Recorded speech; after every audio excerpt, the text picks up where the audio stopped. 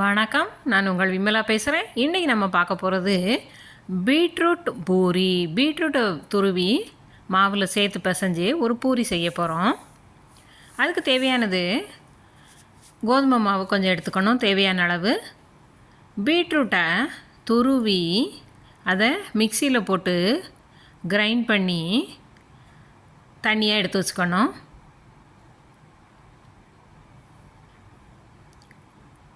ரொம்ப தண்ணி ஊற்றிலாம் அரைக்க வேண்டாம்.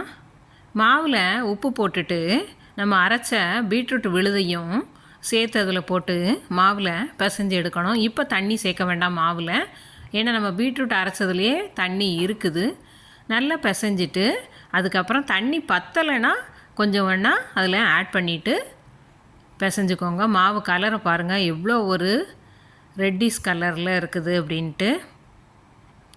லாஸ்ட்டில் ஒரு ஸ்பூன் எண்ணெய் விட்டு லேசாக அப்ளை பண்ணிவிட்டு பிசைஞ்சு வச்சிட்டிங்க அப்படின்னா மாவு சூப்பராக ரெடி ஆகிட்டு.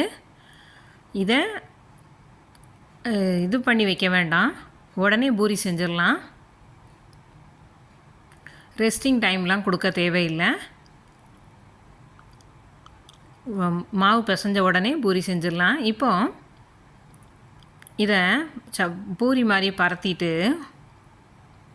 நல்லா பெரிய இதாக தேய்ச்சிட்டு நம்மளுக்கு என்ன சைஸில் வேணுமோ அதில் என்ன செய்யலாம், போட்டு எடுத்துக்கலாம்.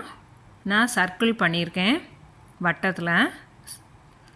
உங்களுக்கு என்னென்ன குழந்தைகள் இருந்தாங்க அப்படின்னா என்னென்ன சைஸ் வேணுமோ, ஷேப்ஸ் வேணுமோ அதில் நீங்கள் போட்டு எடுத்துக்கலாம்.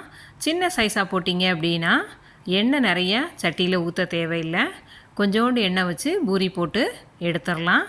இப்போது பூரியை தேய்ச்சி வச்சாச்சு. இப்போ எண்ணெயை காய வச்சுட்டு ஒவ்வொரு பூரியாக சுட்டு எடுக்க வேண்டியதுதான். இது பூரி பார்க்குறதுக்கு நல்ல கலர்ஃபுல்லாக இருக்கிறதுனால குழந்தைங்க நல்லா விரும்பி சாப்பிடுவாங்க. அதே மாதிரி அவங்க டிஃப்ரெண்ட் இதில் ஷேப்ஸில் இருந்ததுனாலும் அவங்க என்ன செய்வாங்க, ஒவ்வொரு ஷேப்பாக சொல்லி சாப்பிடுவாங்க. ஒரு பூரி 2 பூரி சாப்பிட்ற இடத்துல பசங்க நல்லா சாப்பிடுவாங்க. கலர் பாருங்கள் எப்படி இருக்குதுன்ட்டு. பீட்ரூட்டு உடம்புக்கு நல்லது.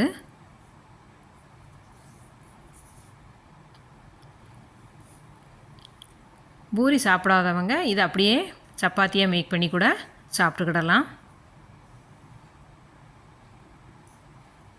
இப்போ நம்ம தேய்ச்சி வச்சுருந்த மாவை ஃபுல்லாக பூரியாக போட்டு எடுத்தாச்சு. இப்போ பூரி ரெடி ஆயிட்டு.